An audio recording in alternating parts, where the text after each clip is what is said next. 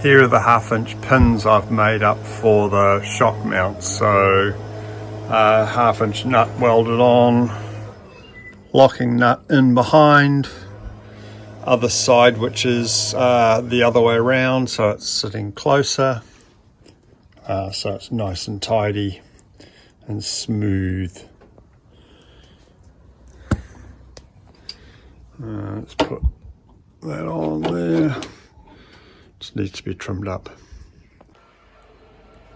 Just a bit of etch primer to protect it for a short period of time. The frame's eventually going to get repainted, but I thought I'd just touch it up so we don't get any rust. Please add your thoughts and comments, like and subscribe. Let's grow this channel.